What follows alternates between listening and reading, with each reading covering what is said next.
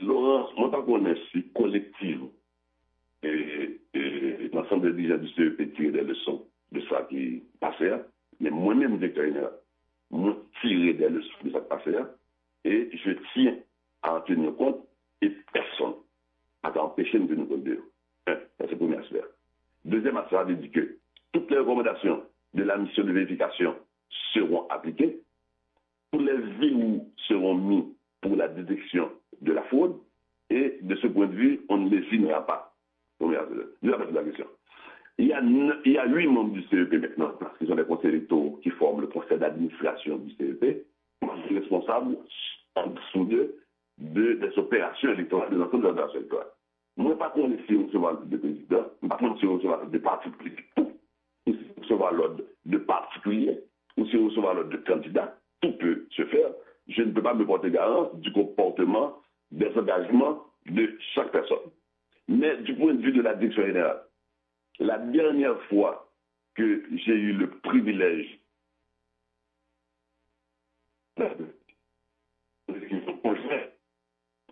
le gouvernement, l'exécutif et les membres du CEP, incluant le directeur général, où le président nous avait dit qu'il était prêt à entendre nos doléances pour la mise à notre disposition de l'ensemble de l'appareil de l'État en termes de véhicules, en termes de sécurité ou en termes de support régional au transport pour pouvoir faciliter des opérations électorales. On était au tout début du calendrier électoral et depuis lors, je n'ai jamais eu ni contact, ni je n'ai reçu de message du président de la République ou d'autres membres de l'exécutif. Ça, c'est du point de vue de la direction générale. Donc, ceci dit, moi-même, comme professionnel, m'a assumé tout dérapage, tout ça fait mal, tout bagage qui était camagouille en mon nom propre. Je ne vais pas dire son monde qui doit le faire. Ça, c'est moi-même. Et de ce point de vue, je m'en porte garant. Maintenant, les résultats qui seront donnés le 31 mars, qui seront communiqués au président du CEP pour publication, seront les résultats sortis de tabulation, avec toute rigueur, avec tout professionnalisme que comptage-là, tabulation, saisie informatique-là, nécessité, et la fait dans toute transparence, avec la présence 24 heures par jour d'une mission d'observation de l'OEA, des observateurs nationaux, des observateurs nationaux et représentants partis politiques eux-mêmes. Maintenant, quelle va être la réception de ces résultats du public? Au contraire, m'attend réception ça pour quelle sera la nature de l'accueil qui sera fait à ce travail qu'on fera de manière professionnelle, de manière sérieuse et de manière rigoureuse afin de garantir des résultats des élections et avec le plus de crédibilité possible. Le reste, c'est de la politique. Le reste, c'est le comportement des perdants. Le reste, c'est la volonté des uns et des autres de faire du capitalisme politique ou du moins de prendre des positions dépendamment de leurs intérêts et de leurs objectifs. Ça ne va pas apporter une garantie de lui. En ce qui a trait de la transparence, de la crédibilité, de la rigueur et du respect du vote, vous avez la garantie du directeur général du CEP. Résultat préliminaire. Pour les résultats préliminaires. Le reste, après la période de contestation, je dois contrôle de cette période parce que, après avoir transmis les résultats préliminaires au Conseil, la direction générale n'a plus d'autorité, n'a plus d'interaction avec les résultats.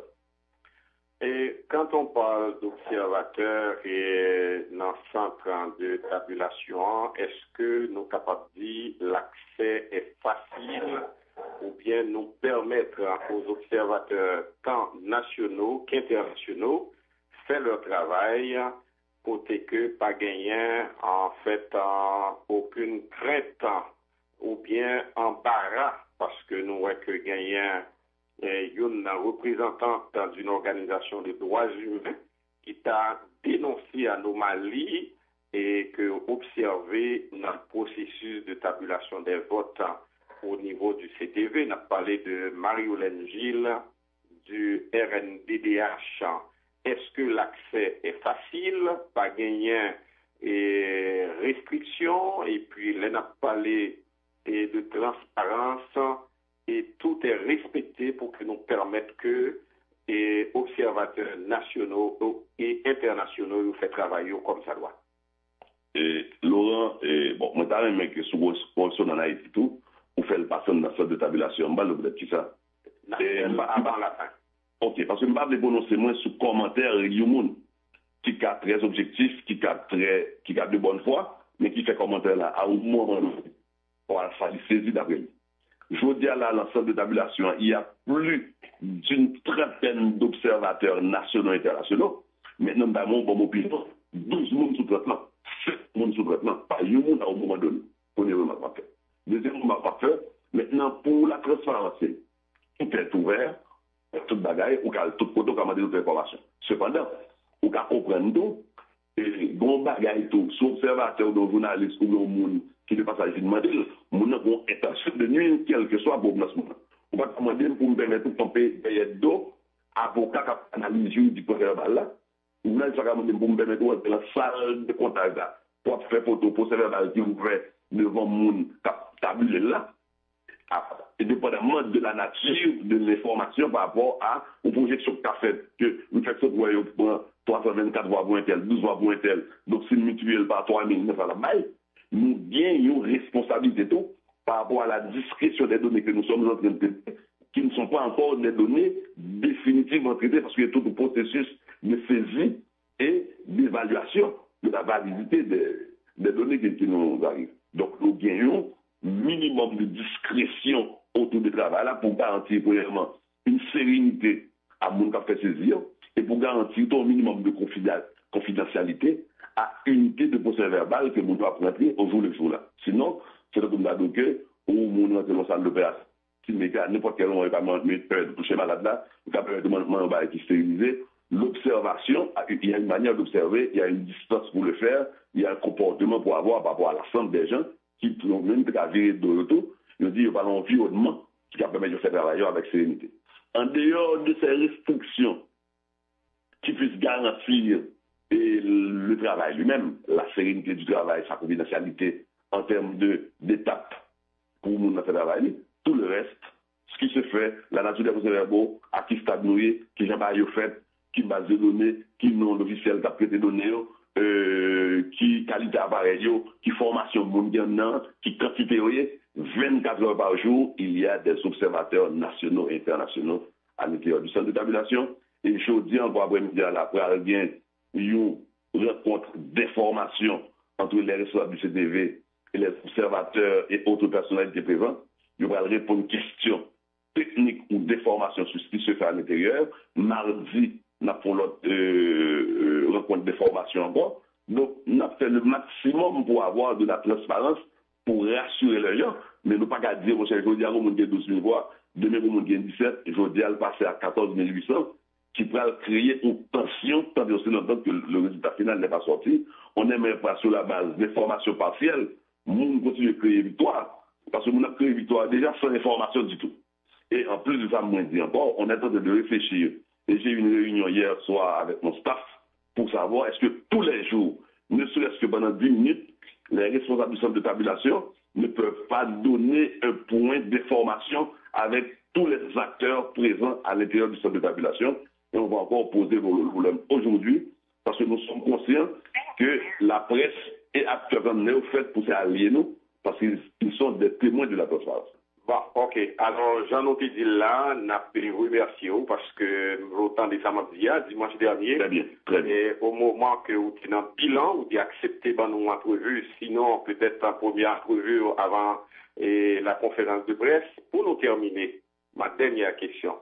Et nous rappelons, et nous avons cité, une radio dans la capitale là, très populaire, et commencé et par quelques résultats de procès-verbaux de plusieurs bureaux de vote. Et en conférence de presse, on a fait un rappel à l'ordre à des médias et qui a otigeant et influencé en fait en tendancieux côté que nous avons en pile protestation et je parle tout simplement de Radio Signal FM. Est-ce que un procès verbal qui est affiché, l'IPA public, est-ce que c'est démocratique bon côté pour empêcher que vous diffusez une information qui est déjà publique? Ok. M'a clarifié de manière formelle pour ça. Effectivement, je dis, je m'ai dit encore. Je ne suis pas commissaire du gouvernement, je suis acteur de l'action publique. J'ai la responsabilité de m'assurer du beau. On le dit encore une fois. Et la loi électorale est très précise et sur l'autorité du CEP sur la publication des résultats. Mais encore une fois, j'ai dit, moi, tout le monde est là, il me dit publiquement, pas entrer dans un débat juridique, je fais appel plutôt à une participation citoyenne, parce qu'il y a des comportements au niveau de la publication avant le temps des résultats qui a fait que bien des dérapage dans la rue qui a causé mort d'homme.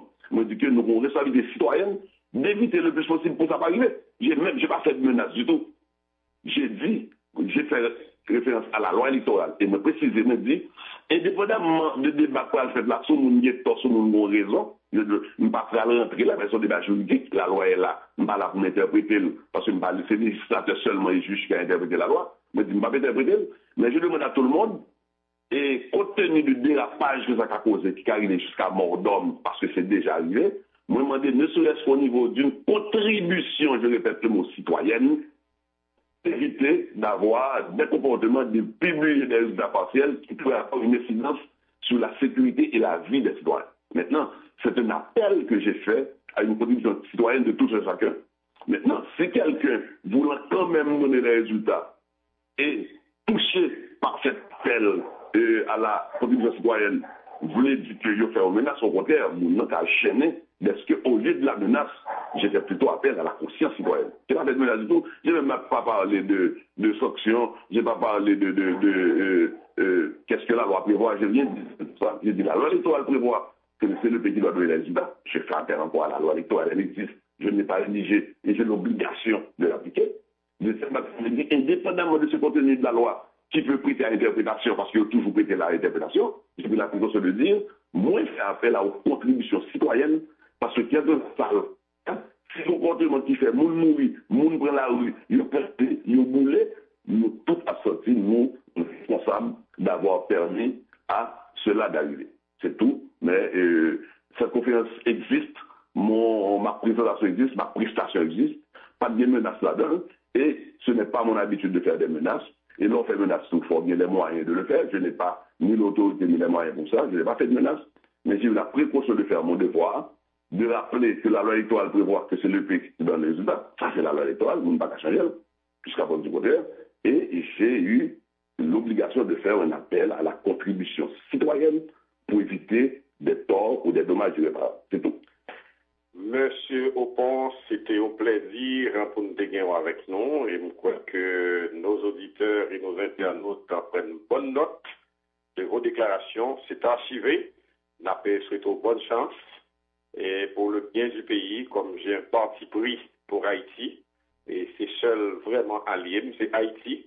Nous espérons que tout va passer bien pour nous éviter un chaos pour le pays.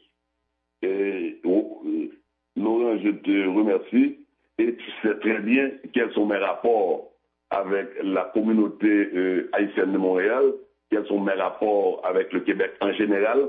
Donc ça a été un plaisir pour moi d'avoir eu cette opportunité de parler à CKUT et je te suis disponible pour n'importe quelle autre intervention et je vous souhaite bon samedi. Merci. Le directeur général du Conseil électoral provisoire, M. Pierre-Louis Opon, que vous venez d'entendre, n'a pas rappelé nous que, entrevue ça, nous, car retendez